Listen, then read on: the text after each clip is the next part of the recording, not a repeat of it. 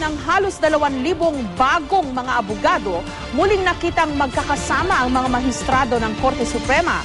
Magkatabi pa nga sina Chief Justice Corona at ang inaakusahan niyang nasa likod ng di manoy paninira sa kanya na si Associate Justice Antonio Carpio. May report si Lia Manyalak del Castillo.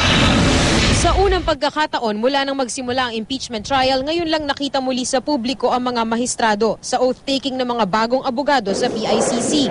Magkatabi sina Chief Justice Renato Corona at Associate Justice Antonio Carpio na dalawa sa pinaka-senior sa korte. Si Carpio ang sinabi noon ni Corona na posibleng nasa likod din ng paninira sa kanya at maaaring ipalit kay Corona kung matanggal sa pwesto.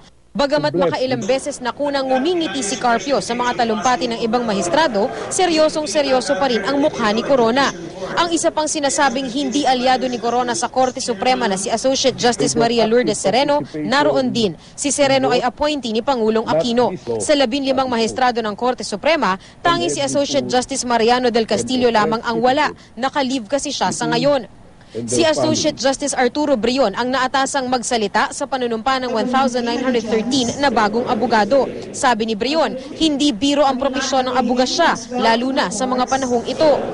I am sure that you are all aware of the challenges that our Honorable Chief Justice is currently facing. Challenges that may have polarized our entire nation. And I am not here to tell you which side is right and which side is wrong. I will leave that question to your own judgment as professionals skilled in the law and as aware citizens.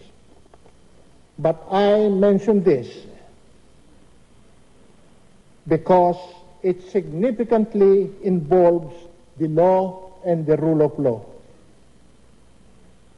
And as an example of the challenges you may face to undertake your role as lawyers, especially in these times of searing emotions when tempers are running high. Nagpasaring din si Brion sa mga nagsasabing mas mataas sa Korte Suprema ang impeachment court.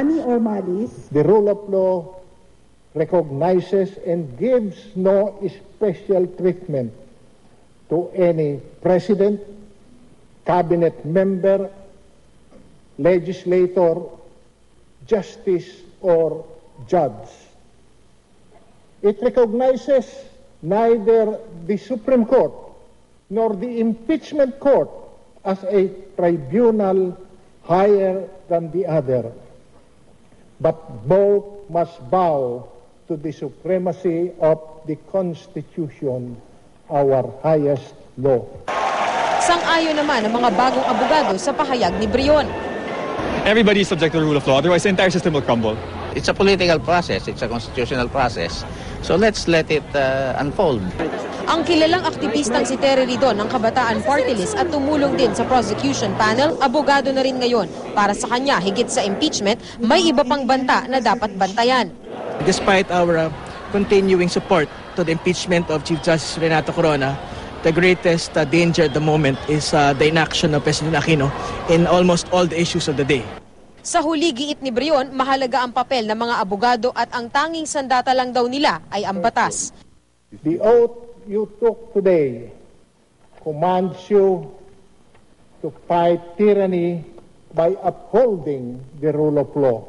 Samantala, dinipensahan din ng mga mahistrado sa isang resolusyon ng Court and Bank si Corona sa naging bahagi nito sa pagbawi ng paborableng desisyon sa FASAP laban sa Philippine Airlines. Sabi ng Korte, hindi tamang pananagutin si Corona sa isang desisyong ginawa ng NBank bilang isang collegial body. Dapat daw iraffle muli ang kaso kay Associate Justice Diosdado Peralta o Associate Justice Lucas Bersamin na siyang mga orihinal na miyembro ng Special Third Division na unang humawak ng kaso. Lia Manyalak del Castillo, GMA News.